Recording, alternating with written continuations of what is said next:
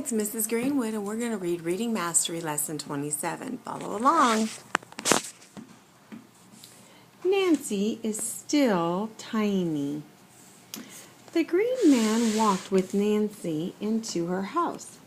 They didn't open the door. They walked right through the crack at the bottom of the door. Then Nancy and the Green Man walked to Nancy's room. As soon as they were inside the room, the Green Man said, "Goodbye," and he left. So there was Nancy, all alone in her room. When she had been bigger, she loved to spend time in her room. She had her dolls, her dollhouse, and her tiny toy trains. She had a TV set and she had CDs. Things were not the same now that she was so small. Nancy couldn't play with her dolls because they were at least 100 times bigger than she was. In fact, the dollhouse was so big that Nancy almost got lost walking around inside it. She tried to turn on her TV, but she couldn't make the buttons move. That button was 5 times as big as she was. Somehow, she made the CD player work. It already had a CD in it, and when she turned on the player, a great voice came from the player. The voice was so loud that it knocked Nancy down.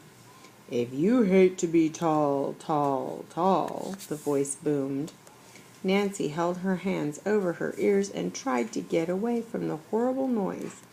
It seemed as if a long time passed before the CD ended.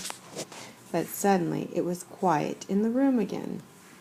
Nancy's head hurt and she felt very tired. She went back to the dollhouse and found a bed. The bed was far too big for Nancy, but she curled up in a corner of the bed and took a nap.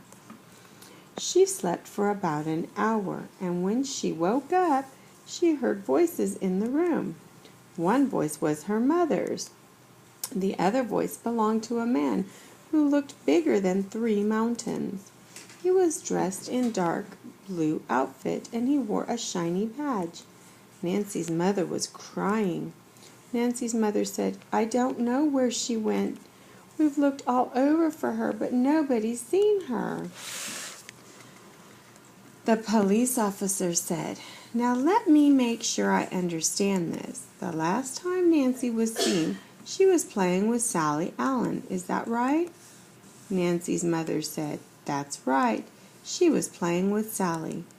The police officer said, "And Sally Allen claims that Nancy shrunk up until she was less than 1 centimeter tall." A large tear fell down and almost hit Nancy.